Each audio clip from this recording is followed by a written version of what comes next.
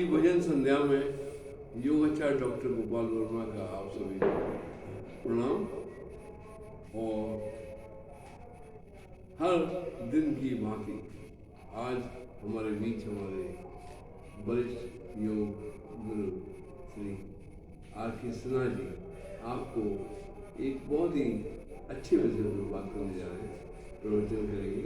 और उनका आज का विषय है कि जिम्मेदार कौन, हु इज रिस्पॉन्सिबल। अगर हम कोई काम करते हैं तो उसके लिए जिम्मेदार कौन। इस विषय पे आगे की बात आप सिन्हा साहब को मुखर रूप से सुनिए। और बारम्बार मैं आपसे निवेदन करता हूँ कि आप हमारे इस यूट्यूब चैनल को सब्सक्राइब लाइक और शेयर अवश्य कर लीजिए, ताकि हम चर्चाएँ मोटिवेशन आपको पहुँचा सकें। धन्यवाद। अरे हर कुर्सी कौन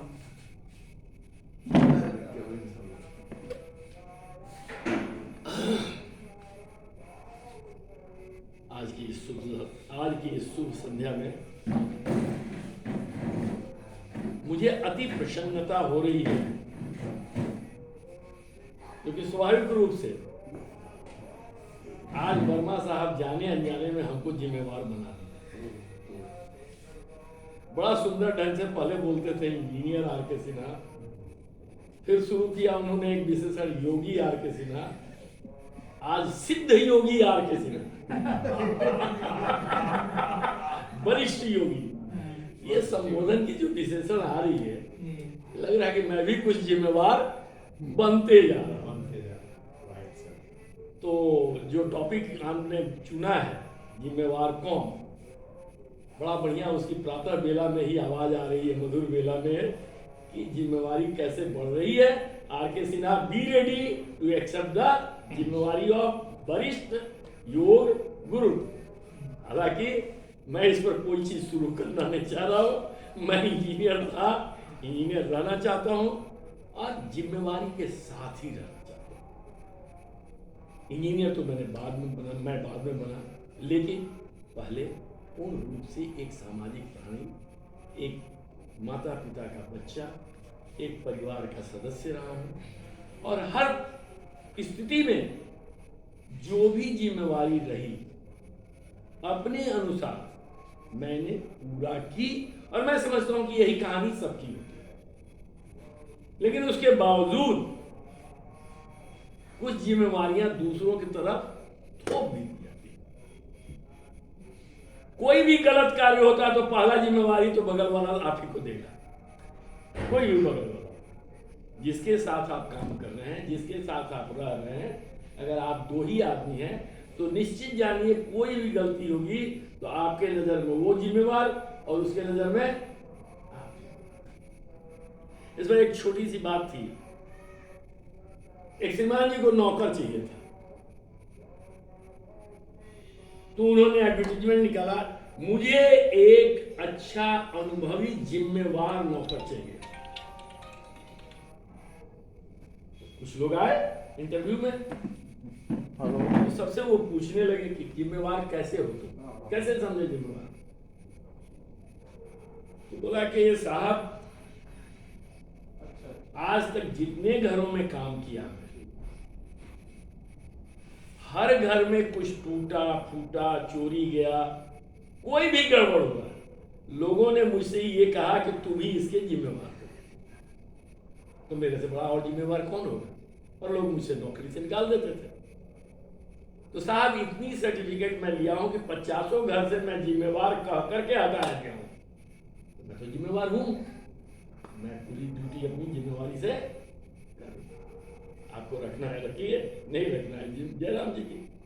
इस तरह से जिम्मेवारी का हमेशा क्या होता है, ये जिम्मेवारी जो है आज से नहीं आ रहा है, क्योंकि एक सनातन धर्म जहाँ शुरुआत हो रही है, जहाँ से हम लोग मानते हैं, जो जानते हैं, जो अपनी आंख खोलने के बाद जो कहानी पढ़ रहे हैं, वेद उपनिषद की मैं बात नहीं कर रहा हूँ, मैं साक्षात कहानियों की बात कर रहा हूँ, जिनसे प्रेरणा लेकर के हम आज भी आगे चल रहे हैं और जिनकी उपदेशों की छत्र छाया में मैं जी रहा हूँ। जिम्मेवारी की अगर बात की जाए, जैसा कि मुझे आदेश भी हुआ है कि उसमें स्पिरिचुअल पुट हो, तो मैं सबसे बड़ा जिम्मेवारी की बात शुरू करता हूं वहां से, जहां हमारे दशरथ पुत्र श्री राम थे और दशरथ थे। लेकिन इसके साथ साथ मैं पूर्णतः अपने आप को आपके सामने सरेंडर करके क्षमा मांग रहा हूं कि कतई इसका बुरा न, ये सिर्फ और सिर्फ जिम्मेवारियों के चक्कर की मैं बात कर रहा हूं। Who is responsible for what?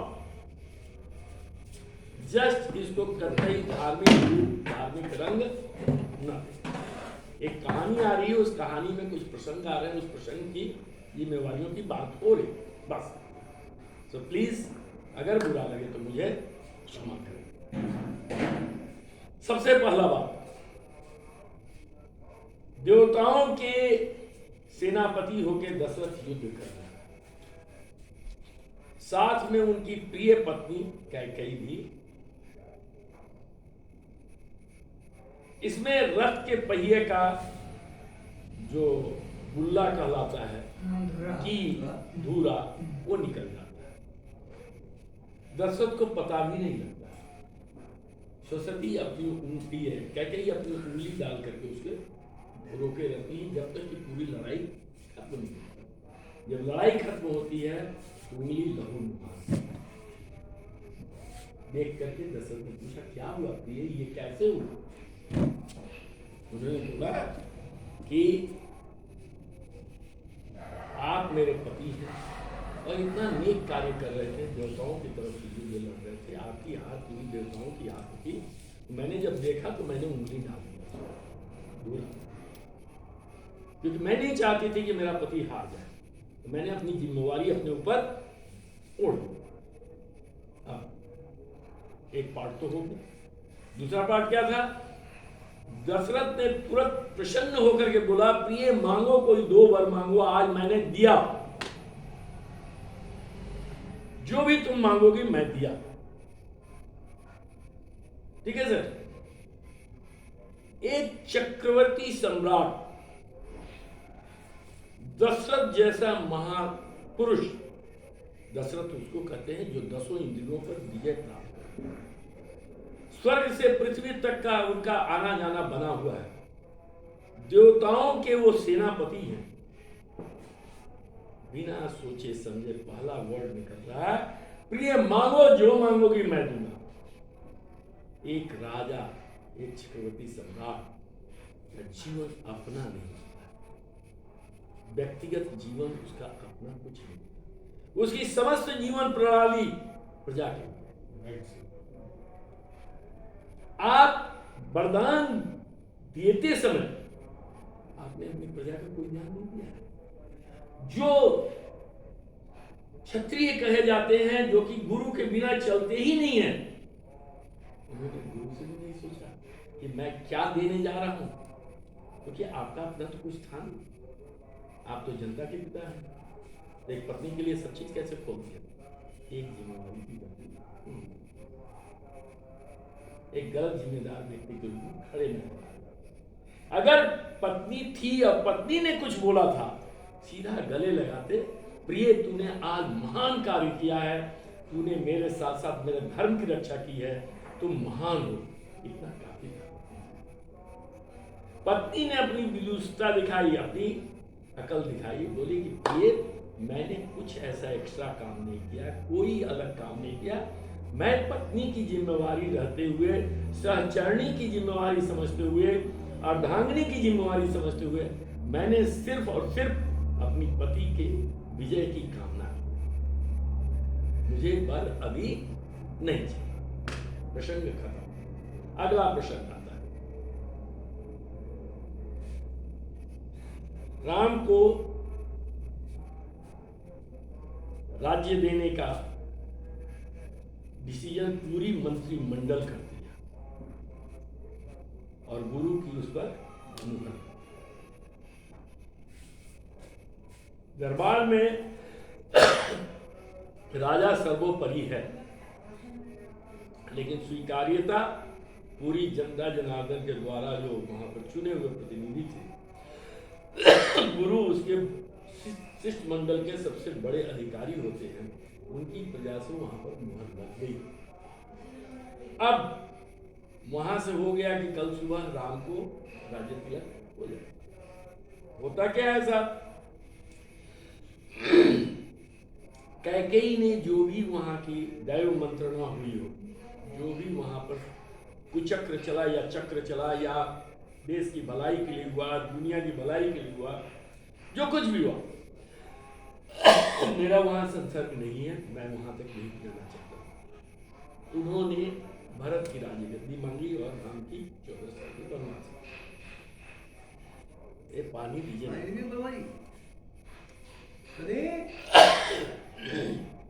और इस प्रकार से इस प्रकार से वहां पर जो रचना चल रही है, रात्रि के बेला में मांगा जा रहा है वरदान। बहुत आसानी से जिम्मेवारी पूर्वक कहा जा सकता था, प्रिय राम का राज तिलक मेरे कहने से होगा। राम का राज तिलक इस राज्य के प्रतिनिधि कर रहे हैं। राम का राज तिलक की मुहर गुरु द्वारा लगी है। गुरु वशिष्ठ है, गुरु वशिष्ठ ही सर्वोपरि है, उनके द्वारा की गई। सो इसमें मैं अपना आपका प्रस्ताव रख दूंगा कि क्षत्रिय हूं, प्राण जाए पर वचन न जाए, मैं रख दूंगा। लेकिन राम को राजगद्दी मिलेगी कि नहीं मिलेगी, भरत को मिलेगी, ये डिसीजन मंत्रिमंडल का है, मेरा नहीं है। सो तुम आज तक इंतजार करो, सुबह ये प्रस्ताव मंत्रिमंडल में रख दिया जाए। बात बहुत अच्छी थी, लेकिन नहीं, विधि को कुछ और विधान था, लोगों की मति भ्रमित करनी थी। राजा वहां रोने लगते, विलाप करने लगते, हाय राम चिल्लाते। राम केवल दशरथ के पुत्र नहीं थे। राम कौन थे? राम जनता जनार्दन के थे। जिस दिन राज तिलक का जब हो गया, उस दिन से राम जनता के प्रतिनिधि हो गए थे। लेकिन उसका फैसला कौन कर रहा है? उनके पिता कर रहे। अब जैसे ही ये बात कान में पहुंचती है, जैसे ही ये बात कान में पहुंचती है श्री राम के, तो श्री राम उनका होगा कुछ अपना पहले से, भाई अवतारी पुरुष थे, उनका कुछ रहा होगा कार्य। लेकिन जो सांसारिक पुरुष में सांसारिक रूप में आकर के वो लोग जो लीला दिखा रहे हैं, वहां पर क्या कर रहे हैं श्री राम? अपनी जिम्मेवारियों को कृष्ण से जोड़ रहे हैं। वो तुरंत झटपट बिना कुछ सोचे हुए जटाजूट बांध करके तैयार, जैसे लग रहा है कि वो इसी के इंतजार में है। अरे भैया, पिता तो बहुत बड़ा है, पिता तो स्वर्ग से भी बड़ा है, माता भी स्वर्ग से बड़ी है, उसके सामने इंद्रासन भी बेकार है। लेकिन लॉजिक के लिए दिमाग भी है हम लोग के पास, थोड़ा सा। पिताश्री, आपके चरणों में मेरा शीश है, मैं अपनी पूरी जीवन अर्पित करने को तैयार हूं, लेकिन थोड़ा सा गुरु की परमिशन ले, क्योंकि गुरु सर्वोपरि है, उन्हीं का मुहर लगा।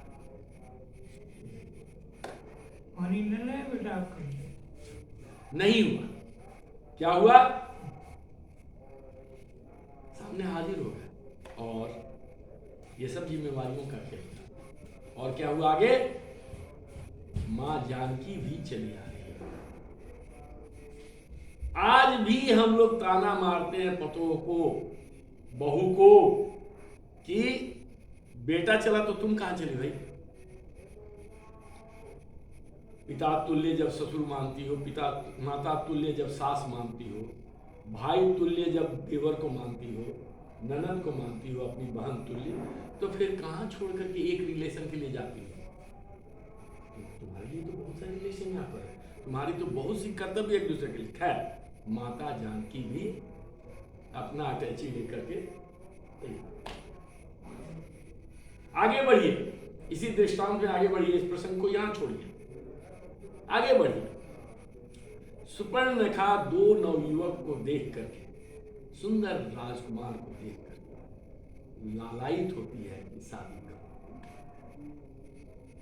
सुपर्णरेखा कहीं भी अपने धर्म के अनुसार कोई गलत कार्य नहीं करती। गंधर्व विवाह उन लोगों का उस समय का धार्मिक रचना थी। पति चुनने का अधिकार लड़कियों को स्वयं था। अगर वो कहती है, प्रणय निवेदन करती है लक्ष्मण जी से और श्री राम से, तो उसका मजाक नहीं होना चाहिए। यहां भी कहीं जिम्मेवारी की भाई कहते हैं कि बड़े भाई बैठे हुए हैं लक्ष्मण जी के अनुसार, अब बड़े भाई कहते हैं कि वो बैठा हुआ है। इस तरह के मजाक नहीं। मेरी तो शादी हो गई है, तो भैया आप कह रहे हैं एक शादी होने के, आपके पिताजी तो 3 शादी करके बैठे हुए थे, आप भी कर सकते थे।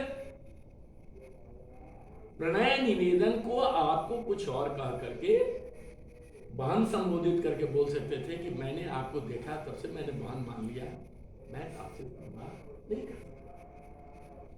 या कुछ प्रयोजन बस हम आए हैं, यहाँ विवाह की रचना करने हम नहीं आए, लेकिन वहां पर आगे बेइज्जती, नाक कटती। नाक कटना आज भी कहावत नाक कटने का हम और आप सब कोई जानते हैं। इस पर कोई अगली लाइन नहीं। रावण ने जब कटी हुई नाक की अपनी बहन को देखा है, तो भाई का जो जिम्मेवारी होता है उसने बखूबी निभाया। रावण ने अपनी जिम्मेदारी बखूबी निभा दी, लेकिन एक गलती कर दिया। जिम्मेवारी में एक गलती हो गई। क्या गलती हुई? अपराधी कोई और था, सजा किसी और को नहीं दी। मां जानकी का उसमें कहीं दोष नहीं। प्रणय निवेदन और उसके अस्वीकार में मां जानकी कहीं नहीं आई है बीच में। तो मां जानकी का हरण, मां जानकी को वियोग देना, यह रावण की सबसे बड़ी भूल थी। और जो भी औरतों को इस कंडीशन में लाता है, उसका वही होता है हस्र जो रावण का हुआ। तो ये हुआ जिम्मेवारियों का। अब आ जाइए अपने ऊपर। ये तो मैंने बोला कैसे कैसे जिम्मेवारियां लोग निभाते हैं। होता क्या है, जिम्मेवारी क्या होता है? हम अपने आप को एक परसेप्शन में रखते हैं। आप लोग जितने बैठे हुए हैं उसमें हमारा भी आप लोगों के अंदर एक फोटो बना हुआ है ऑलरेडी। आर.के. सिन्हा क्या है, कैसे है, क्या बर्ताव है, क्या है, ये सारी फोटो बनी हुई है। अब जब मैं कुछ कहता हूं तो आप कानों से नहीं सुन रहे हैं, उसको दिमाग से सुन रहे हैं। उस सुनी बात को पहले आप रिकॉर्डिंग में ले जाकर के सुपर इम्पोज करते हैं। सुपर इम्पोज करने के बाद जो आपकी वहां से निकलती है नई फोटोग्राफ, उसी के अनुसार करते हैं। अरे ढोंगी होगा, ऐसा ऐसा तो बहुत लोग बोलते हैं, बहुत लोग बहुत कुछ करते हैं, कोई भी बोल रहा है। तो अब क्या है, यहां जिम्मेवारी जो आ गई, उसके बीच में क्या आ गया? परसेप्शन। तो हर चीज को हम जो देखते भी हैं, हम परसेप्शन से देखते हैं, हम सुनते हैं परसेप्शन से सुनते हैं। हम कभी भी अपने अंदर झांक करके नहीं देखते। अच्छी चीज हुई तो हम लपकने के लिए तैयार हैं कि ये मेरे हाथों में दे दो, ये बातों से। थोड़ी सी बुरी हुई तो आप जिम्मेवार, बगल वाला जिम्मेवार। अब एक छोटी सी एग्जांपल मैं देना चाहूंगा। अगर कंकड़ पत्थर रास्ते में हैं, तो क्या रास्ते के कंकड़ पत्थर बटोरते चलिएगा, आप साफ करते चलिएगा, कि पैरों में ही जूता डाल लीजिएगा? पैरों में जूता डालना, ये स्वाभाविक प्रक्रिया क्या बता रही है? ये स्वाभाविक प्रक्रिया क्या बता रही है? पैरों में जूता डालना मतलब बाहर जो कुछ भी हो, हम अपने आप को सुधार। क्या सर बचौरी साहब, पैरों में जूता डाल करके चलने का मतलब क्या है? हम क्यों बाहर के झंझट में पड़े हुए हैं कि बाहर सब कुछ ठीक होगा तब हम घर से निकलेंगे और चलेंगे? हम अपने पैरों को ही सेफ करें। तो क्या हर परिस्थितियों में यह सोच करके हर परिस्थितियों में यह सोच करके कि क्या हो रहा है उस पर न जाए, हम क्या सोच रहे हैं, हम क्या कंट्रीब्यूट कर रहे हैं, हम समस्या का हल कैसे कर रहे हैं, क्यों नहीं अपने पर किया जाए, अपने पर क्यों नहीं सोचा जाए? तो अपने आप को सुधारना ही सबसे बड़ी जिम्मेवारी है। और सुधारने की प्रक्रिया में अपनी सोच को ठीक करना, और ये सोच कब ठीक होगी? जब हम बहिर्मुख से अंतर्मुख होंगे। समस्याओं का कहीं भी समाधान बाहर नहीं है, समस्याओं का समाधान आपके भीतर है। क्योंकि बाहर जो कुछ भी दिखाई दे रहा है वो आपके दिमाग के परसेप्शन पर ही देख रहे हैं, दिमाग के परसेप्शन पर ही सुन रहे हैं, दिमाग के परसेप्शन पर ही आप अनुभव कर रहे हैं, दिमाग के परसेप्शन से ही आप बोल रहे हैं, दिमाग के परसेप्शन से ही उसका सुगंध है। इस परसेप्शन को हटाने के लिए, इस द्वैत भाव को मिटाने के लिए, क्योंकि एक होती है घटना, दूसरे होते हैं आप, जहां द्वैत की भावना आई वहीं आप कंफ्यूज हुए। द्वैत की भावना मिटाने के लिए आपको पांचों ज्ञान इंद्रियों को बंद कर देना होगा, सख्ती से उसमें ताला लगा देना होगा और रोशनी लेकर के अंदर प्रवेश कर देना होगा। और जहां जा करके अपना एक बन जाइए तो सारे परसेप्शन मिट जाएंगे। फिर हमें एडजस्ट करने की, हमें जिम्मेवारी स्वीकार करने के लिए, और हम एक अच्छे पुरुष की भांति भगवान से पूरा पूरा एक आंशिक रूप में निकला हुआ, एक चमकता हुआ सितारा के रूप में आएंगे। और फिर मेरे पास कोई भी ऐसा बंधन, ऐसा चीज नहीं रहेगा जहां से कि मैं जिम्मेवारी अपनी नहीं ले। तो जिम्मेवार बनना है तो सबसे पहला अंतर्मुखी बनेंगे। अंतर्मुखी बनेंगे तो परसेप्शन खत्म होगा, परसेप्शन खत्म होगा तो गलती दूसरे में नहीं, अपने आप में दिखाएगी। तो झाड़ू लेके वहां साफ करेंगे। जय श्री राम। बहुत बहुत धन्यवाद सबको, बहुत बहुत धन्यवाद। और मैं चाहता हूं कि सभी लोग प्रसन्न रहें, खुश रहें और जिम्मेवारी को लेकर के चले। उसके लिए अपने अंदर झांके, अपने ही अंदर सब ताला में बंद है, खोले उस ताला को। रहस्य की चाबी यही है कि अपने आप को खोले। Good night. Very good night.